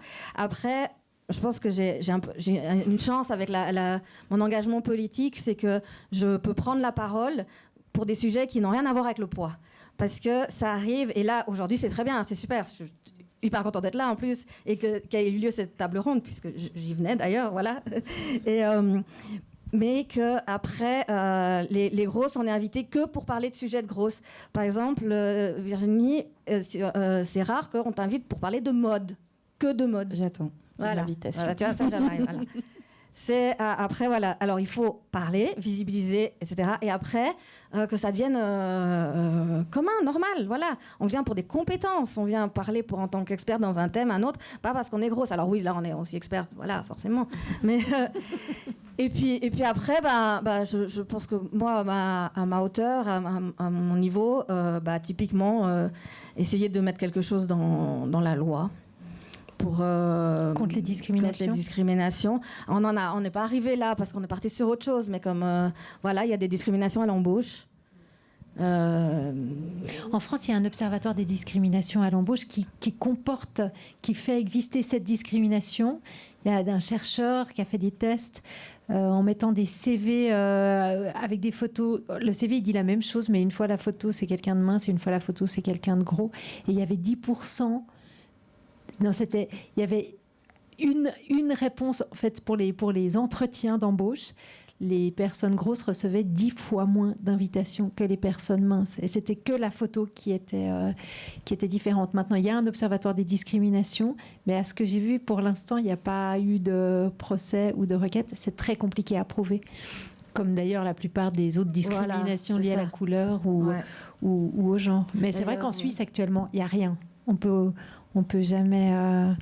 Il y a eu un cas à Neuchâtel qui a été porté au prud'homme dans le cadre d'un fitness où il y avait eu une annonce pour l'accueil du fitness et puis il y a une personne grosse qui a postulé et puis la tenancière du fitness lui a dit qu'elle n'allait pas l'engager parce qu'elle était grosse. Donc c'est quelque chose qui a été dit en disant vous comprenez bien, c'est la honte dans le fitness, les gens ils viennent pour être en pleine forme et minces et puis ils sont accueillis par quelqu'un. Ça ne correspond pas à l'image. Et donc la personne elle avait tous les arguments pour le dire et ça n'a malgré tout pas abouti parce qu'on a considéré que cet argument était légitime.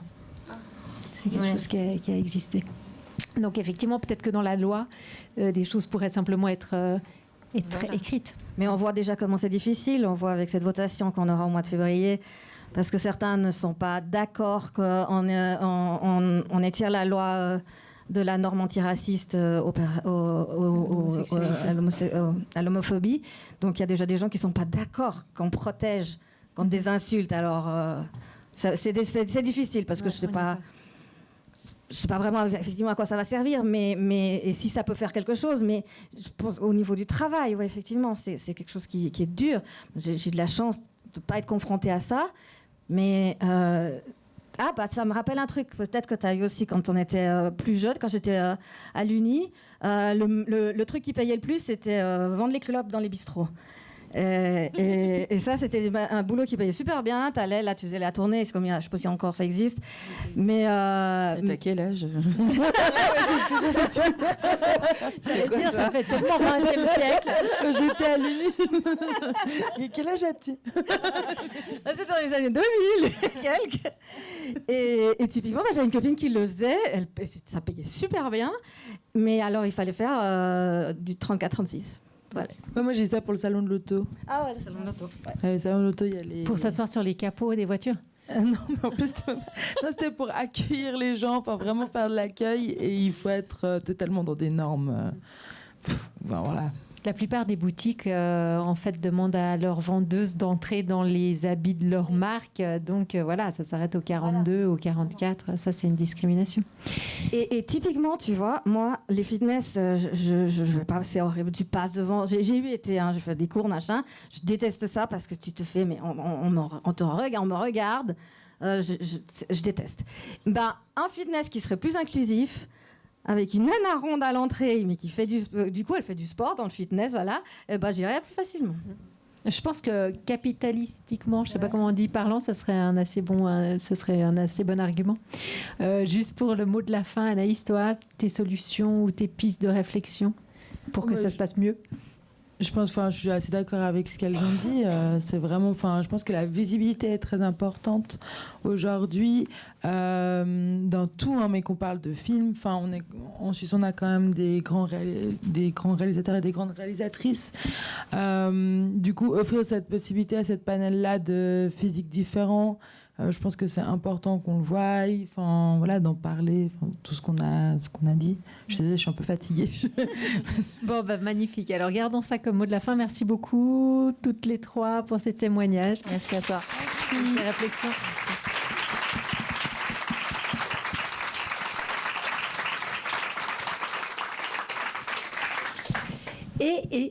Et on vous passe volontiers la parole pour des remarques, des réflexions, pourquoi pas des témoignages aussi, si vous avez envie de nous raconter des choses.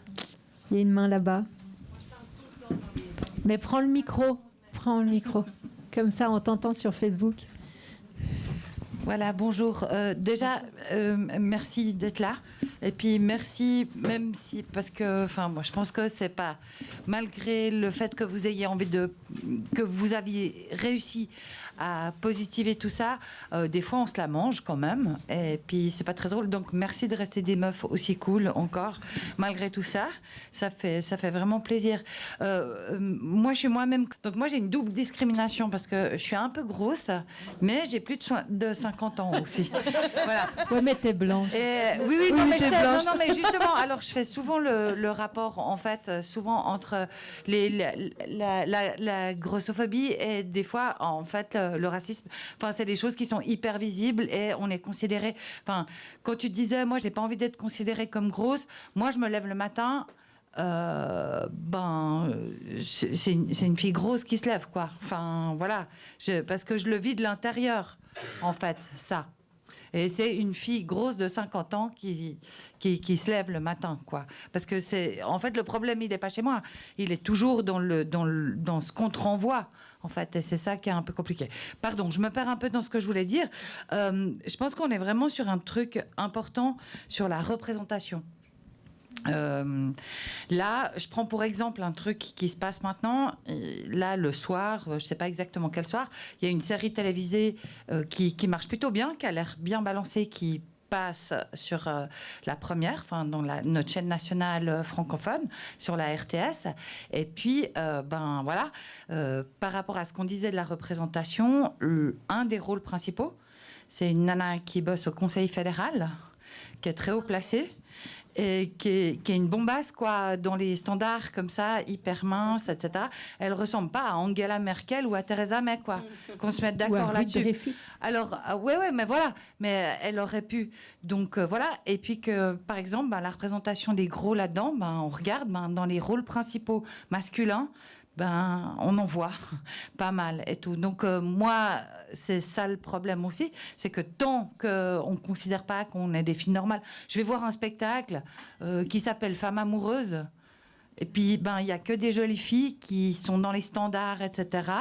Et puis, tu es là, tu dis, en fait, on ne me parle pas à moi. J'ai pas le droit d'être amoureuse. Qu'est-ce qui se passe? Voilà, c'est juste ça que je voulais relever. Merci. Merci.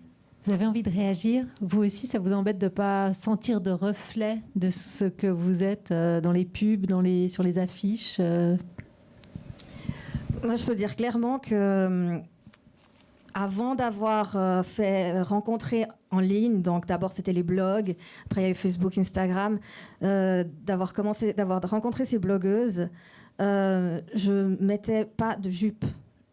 lis pas de robe. J'étais que en jeans et que en pantalon.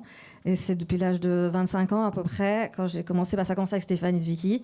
Et après avec toutes celles qui suivent, parce que j'ai eu des modèles. C'est après que j'ai pu mettre les mots dessus. Et en fait, c'est d'avoir des modèles, comme l'histoire du maillot de bain.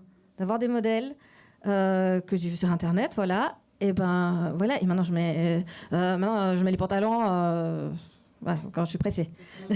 Voilà. Quand j'ai pas envie de mettre des collants. Je sais pas. Mais typiquement, l'image, voilà, la visibilité, d'avoir des modèles. Ça a complètement changé. Commercialement, je ne sais plus qui me disait tout à l'heure, c'est peut-être toi, Virginie, tu revenais de Liverpool, où il y a cette espèce de monstre foire de la mode grande taille, mais en termes de sponsors, en termes de soutien, en termes de visibilité, ça n'a rien à voir avec la taille standard. Ça reste des trucs super périphériques. Alors oui, on est vraiment entre nous. Après, en termes de représentation, quand même, les marques maintenant font un peu plus l'effort de mettre des vraies femmes grande taille, entre guillemets, voilà, pour représenter leur marque, parce que la blague quand même de la Redoute jusqu'à maintenant qui vendait des vêtements jusqu'à la taille 60-62, moi en le présentant sur des filles en 34, ça n'a aucun sens. Donc là, Liverpool, oui, les Anglais, ils sont vraiment en phase avec nous. Il y avait même un défilé à la fin. Il y a des filles qui défilaient juste avec des collants, donc faut le faire, hein. Et il y avait une fille en chaise roulante, il y avait tous les types de morphos, il y avait une femme un peu plus âgée de ce qu'on a l'habitude de voir. Je veux vexer personne. Et non, vous auriez pu défiler, hein. Franchement, faut venir à Liverpool, ça aurait été magnifique. Et voilà, donc je me dis qu'il y a des choses qui se font ailleurs, peut-être que ça va arriver chez nous, enfin je l'espère. Est-ce qu'il y a une autre main qui se lève ici ?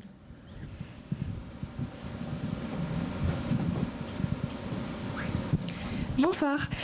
J'ai une copine aux États-Unis qui est grosse et qui a vécu du coup toute sa vie aux États-Unis. Et puis j'ai eu des conversations avec elle où je lui montrais des photos de filles qui ici sont considérées comme grosses, mais pas des filles rondes, justement des filles justement qui sont discriminées, dont on s'est moqué, qui elles-mêmes s'appellent grosses pour faire face, voilà. Et mon amie me disait, mais ces filles-là, elles sont pas grosses, elles sont pas du tout grosses, elles sont entre standard et mince. Et j'aurais juste voulu vous entendre sur justement l'absurdité de tout ça. Et je crois que c'était vous, juste avant, qui parlait de pourquoi on décrit les corps. Mais voilà, j'aurais juste voulu vous entendre sur ce sujet. Ouais, du coup, c'était moi qui parlais de normes, justement. En fait, c'est revenir, la norme en soi est un concept. C'est un concept philosophique, psychologie sociale. C'est quelque chose qu'on instaure. Aujourd'hui, l'être humain a une durée de vie de 80-100 ans et il a une certaine norme par rapport à cette durée de vie. Et elle change, c'est pour ça qu'on parle de génération, etc. Donc ce concept de norme, il est à questionner parce qu'en fait, il est différent. Il est différent par rapport au niveau socio-économique, il est différent par rapport au niveau géographique. Typiquement, par rapport à ton amie qui disait que aujourd'hui, elle vit aux États-Unis, parce qu'en plus, dans les États-Unis, c'est une problématique un peu différente, parce que les normes sont différentes de suivant où vous êtes, où vous êtes placé, mais qu'elle, où elle est, typiquement, des corps, par exemple, comme le mien, pourraient être considérés comme aujourd'hui dit normal, comme nous, on dirait d'un autre corps qu'il est normal, dans la norme standard. Voilà, donc c'est vraiment un questionnement hyper fort parce que c'est un peu, je pense que le problème des normes aujourd'hui et de ce besoin d'affilier l'être humain à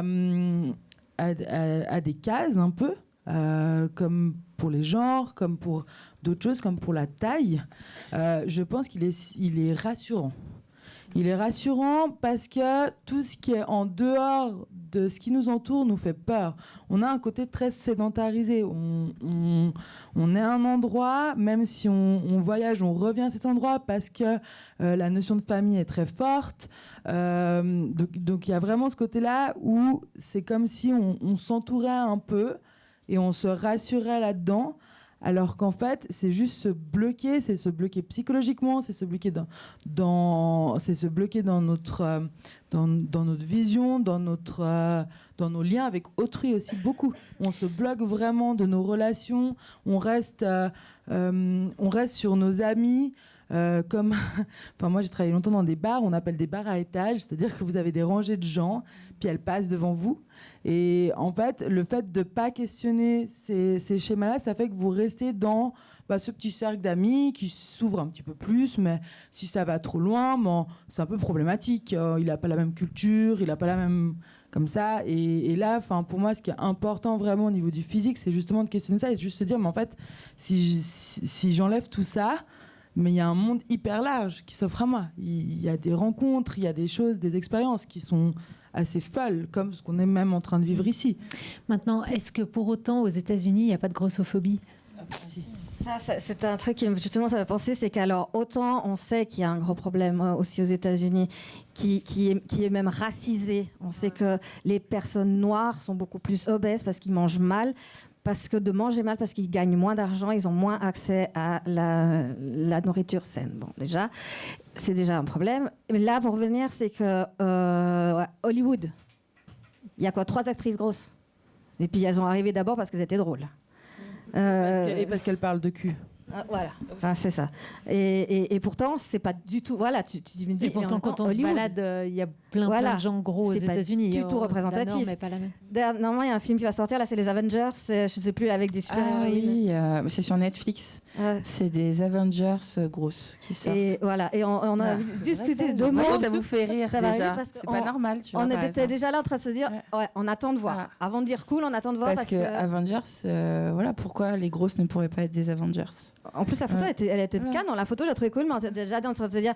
Mais c'est quoi l'intention de faire ça? Un film où. En fait, l'idée, c'est la visibilité, peut-être, mais on a ça peur veut quand même dire qu'on en fait une forme d'exception. C'est pas une intégration de personnes grosses. Je pense fortement. Faudrait regarder qui met en place ça et qui réalise ça. Mais Netflix, c'est géré par des hommes blancs. Non, mais ils ont vu Black Panther. Ils ont dit, allez, maintenant, on va faire toutes les minorités.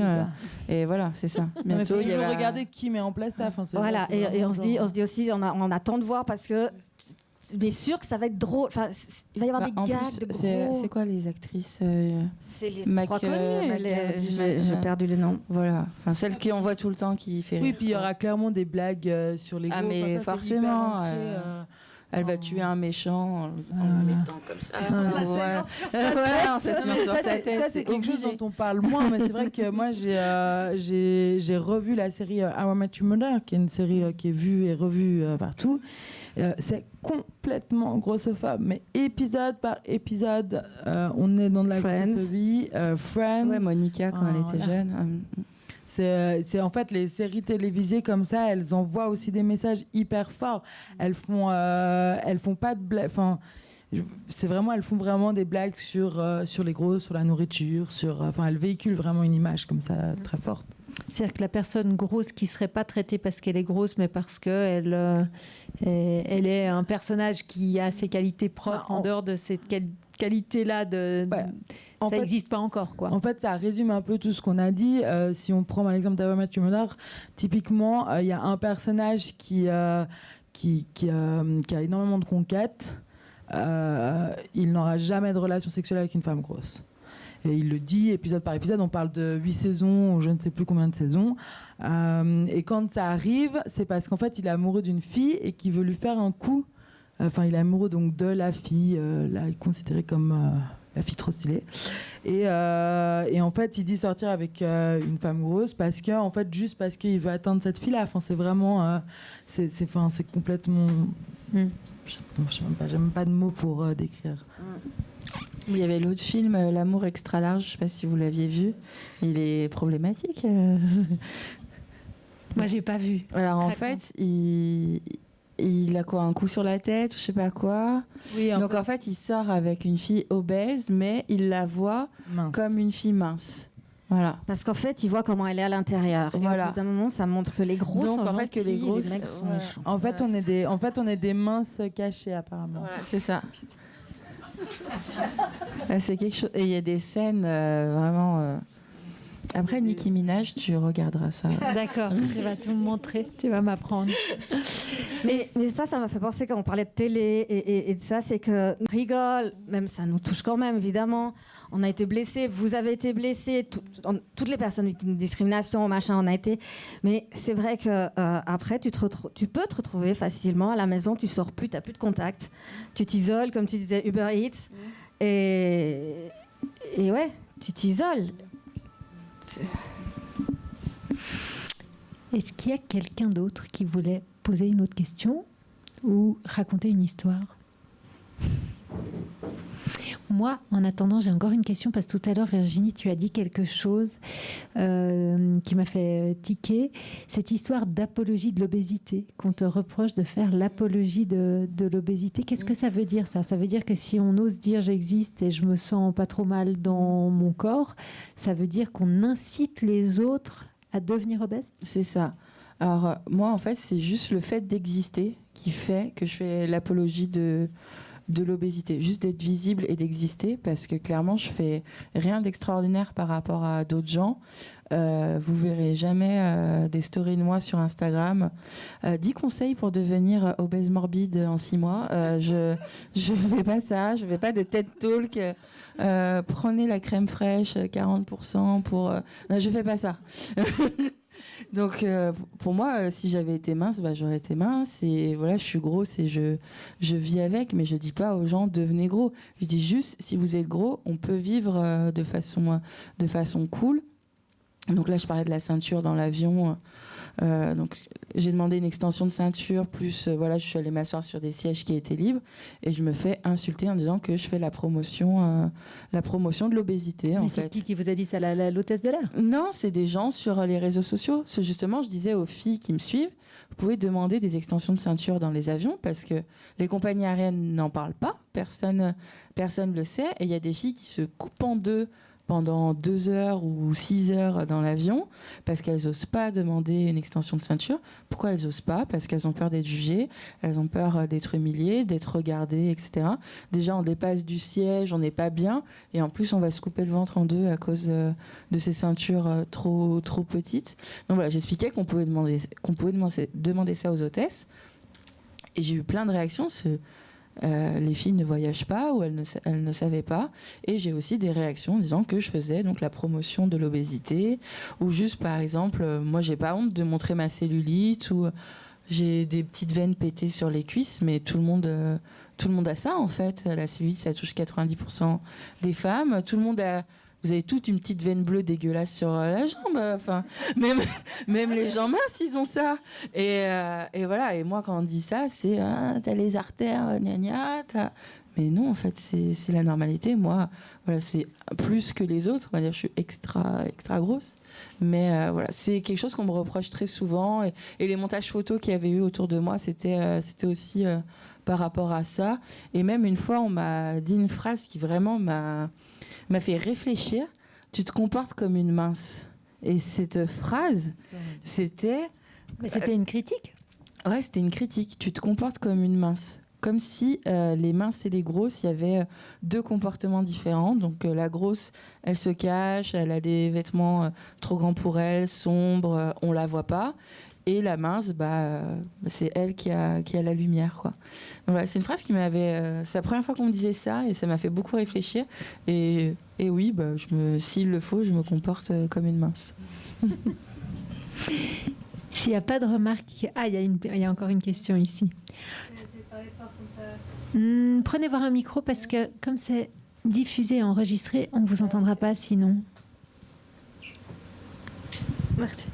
Est-ce que c'est possible de faire comprendre à une copine que oui, elle est grosse, et puis encore dans le cas de la personne à laquelle je pense, c'est juste pas 36-38, et alors est-ce que c'est possible de le faire ? Est-ce que vous avez eu à le faire, justement, peut-être toi Virginie, s'il y a pas mal de personnes qui te contactent sur Instagram, est-ce que tu as réussi à faire comprendre, et puis vous aussi, à des personnes que tu peux t'accepter comme tel que t'es ? Alors, j'essaye. Après, j'essaye, je fais mon maximum, mais c'est vrai que c'est chez les gens qu'il faut qu'il y ait un déclic. Après, moi, je peux donner des des astuces. Je trouve que déjà pour se sentir mieux, un beau vêtement, etc. Moi, quand je suis pas maquillée et que j'ai pas une belle robe, j'ai l'impression que je suis pas la même personne. Je pense déjà tout ce qui est dans le domaine de la mode, etc. Ça peut aider une personne à se sentir mieux. Après, je dis souvent la même chose, ignorer le regard des autres, s'imposer et se lancer un peu des défis. Je sais pas, le McDo, tiens, aujourd'hui, je vais aller manger un Big Mac toute seule dans un McDo et on va voir ce qui se passe. Est-ce que il y a des gens qui vont vraiment oser venir ou pas. Et s'ils ne le font pas, c'est mon premier défi. Vraiment oser et se montrer. C'est toujours ce que je conseille. Ouais, aussi typiquement, moi je dis souvent, au lieu de regarder ce qui ne vous plaît pas chez vous, ce que vous n'aimez pas, regardez ce que vous aimez et pourquoi vous l'aimez. Et en fait, la liste, elle va s'allonger de jour en jour et en fait, vous allez vous rendre compte que ce que vous n'aimez pas, en fait, ça peut être tout aussi beau ou ça n'a pas d'importance. Je pense que ça, c'est important. Et les complexes, ça touche toutes les femmes. Hein. C'est pas que les personnes grosses. Croyez pas que les minces, elles ont une super vie. Elles se lèvent tous les matins. Ah, je suis belle. Non. Elles sont complexes tout autant. Ouais, le culte du corps, il est vraiment sur. Il touche tout le monde. Aujourd'hui, il touche réellement tout le monde. Cette image de cette femme totalement parfaite. Je veux dire, il y a peut-être 2 personnes dans cette salle qui collent à ça. Et maintenant, on va trouver lesquelles. Ouais, non. Allumer les lumières. Mais je veux dire, c'est complexe. Non. C'est des hommes en plus, non ? Attention. Calmez-vous. Hein. Mais je pense qu'il faut vraiment relativiser dans le sens où en fait tout en chacune on a toutes des complexes par rapport malheureusement à ce que la société nous impose aujourd'hui et ce travail vraiment de se dire que on peut toutes être qui on est et qui on a envie d'être, c'est vrai et on peut le faire et tout le monde peut le faire. Mais moi il me semble, je vous réponds de mon avis, d'accord? Je dis nous tout. Non mais il me semble qu'on regarde globalement les gens de notre entourage avec bienveillance, avec beaucoup plus de bienveillance que le regard qu'on a sur nous-mêmes, que ce soit à la plage ou n'importe où. Moi, je trouve globalement les gens beaux, à peu près quel que soit leur corps. Et puis, c'est vrai que j'ai un poil qui dépasse et je me dis « Ah, panique !» Et en fait, voilà, je pense qu'une des choses qu'on peut dire aux gens, c'est « Pense pas que les gens sont malveillants vis-à-vis de toi. En fait, on est bienveillant, globalement. Et puis, les malveillants... Hein. On s'assoit sur eux et voilà. Et moi, je voulais juste dire de ma propre expérience, qui a fait que ça aille mieux avec mon corps, c'est typiquement de suivre des personnes, d'avoir des modèles. Alors maintenant, voilà, je ne sais pas si elle est très réseaux sociaux comme ça, mais tu arrives vraiment dans une communauté plus size avec des filles comme Virginie et d'autres qui vont raconter, tu suis des stories, c'est des vies géniales. T'es là matin, elle a une vie super cool. Après, c'est Instagram, hein, toujours. Hein, quand on soit grosse ou mec, c'est toujours Instagram. Mais tu te dis, et peut-être dans les commentaires, tu trouves d'autres filles, peut-être tu trouves une fille qui est dans ton coin. Peut-être que ça peut. Quand j'étais plus jeune, j'avais plus de peine quand je vais te stigmatiser, hein, mais quand une copine mince me disait mais ça va bien, j'étais là, c'est pour toi. Donc, peut-être que de parler avec d'autres personnes ou de voir d'autres personnes qui ont plus ou moins le même physique, peut-être. Est-ce qu'il y a encore une question ou est-ce qu'on se dit au revoir maintenant ? Je crois qu'on va rester sur ce que tu viens de dire et ça fait une très bonne conclusion. Ah, il y a encore une petite question. La dernière. Mais il faut le micro. Faites passer.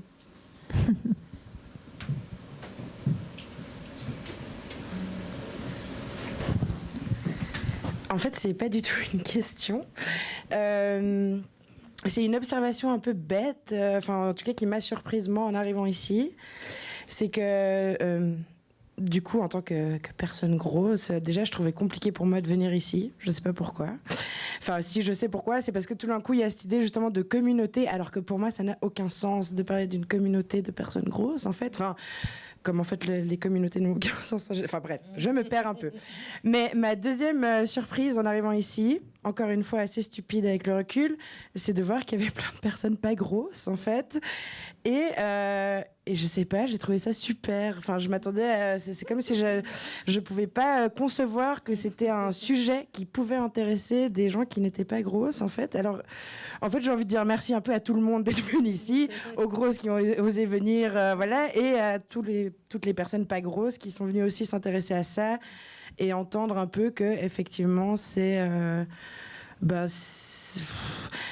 une condition un peu bizarre. Enfin, voilà, qu'il y a plein de choses... qui nous touche dans la vie quotidienne, dans ce qu'on a parlé de la mode, le mobilier, etc. Voilà, enfin bref. Du coup, peut-être que c'est parce que j'ai fêté Thanksgiving hier, mais j'avais envie de vous dire merci. Merci beaucoup. Voilà. Merci à toi d'être venu. Merci beaucoup.